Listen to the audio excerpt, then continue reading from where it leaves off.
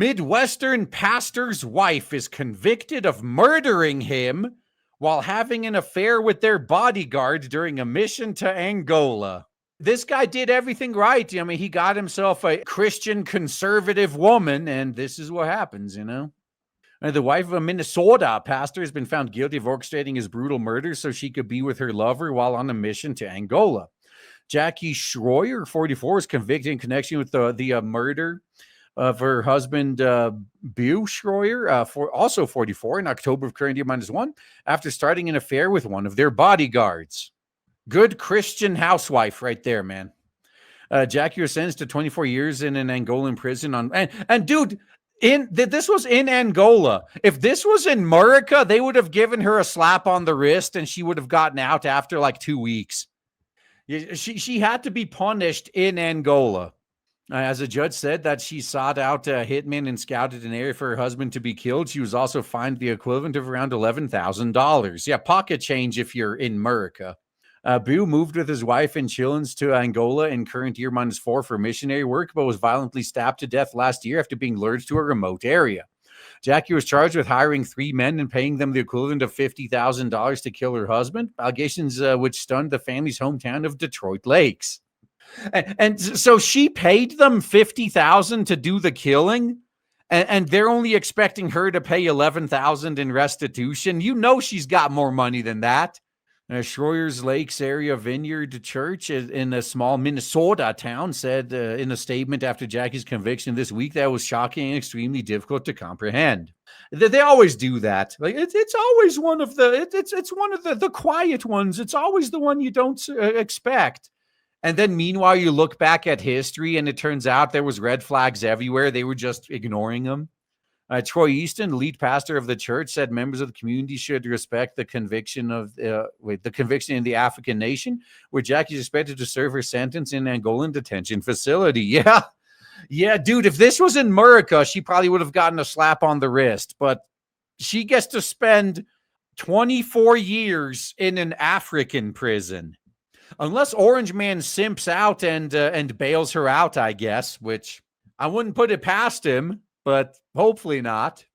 It's important for you to know that this verdict follows a very thorough investigation and trial process that was monitored closely, conducted fairly, and carried out with integrity. While I'm grateful for the clarity and closure this brings, I'm also deeply grieved knowing how much pain and confusion this news carries for so many, especially for Bew and Jackie's children and family. Yeah, I really feel sorry for the kids in this. Holy shit. I wonder how many of them are gonna cuck out though and still want to maintain a relationship with their mom after this. Shore's children are living in the U.S. and have been cared for by a family since their father's murder. Jackie was arrested days after Bew was found stabbed to death. Investigators soon discovered she had been having an affair with one of the hitmen. So one of the hitmen was also one of their bodyguards, which was the guy she was having an affair with. All right. Elias, 24, also worked at the family's compound as a security guard. Jackie was said to have been upset about the family preparing to leave Angola when Bew's mission ended and hatched a plot to kill him. Police said at the time that Bew was lured to a remote area by 3 men pretending they were having car issues before he was stabbed to death. Detectives reportedly recovered an American-made knife that had been gifted to Elias at the crime scene.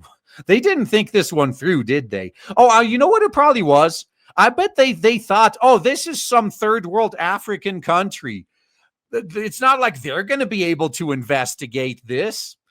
Or if they do catch us, we could just bribe them and they'll let us off. And it turns out that they're better and they take their job more seriously than they were given credit for. Big fucking mistake right there. If I were to bet, that was probably this woman's attitude. Like they're either going to be too incompetent to investigate this or they could be bought off. Now, on Wednesday, Elias and co-conspirators Isolino Caillou and Glenson Ramos were also sentenced to between 21 and 22 years, respectively, for aggravated homicide and money laundering. All of the men have criminal histories that include armed robbery and kidnapping, according to Angola's Criminal Investigation Service. Did they know that when they hired this guy as a bodyguard? Oh, how much you want to bet they thought they could fix him? Oh, he will only be misbehaved that way because of his circumstances. I wonder what circumstances lead to this. All right, pussy. Bew had previously worked as a police officer, joining the Detroit Lakes Police Department in current year 12 before becoming a real estate agent. He eventually changed careers again to become a pastor, and in current year -4, he and his wife Jackie became missionaries. They became one of the first families to move to Angola after pandemic lockdowns eased. Abu would share updates about his missionary work on social media. Up until the updates stopped for some weird reason, huh? Man, that is just sad though. A lot of these conservative men are learning the hard way, like Crowder, except this guy learned a much harder lesson than Crowder did, to be perfectly fair. Much harder lesson. I bet she did a lot of missionary work. Yeah, I bet she spent way more time in missionary position than he did by quite a fair margin.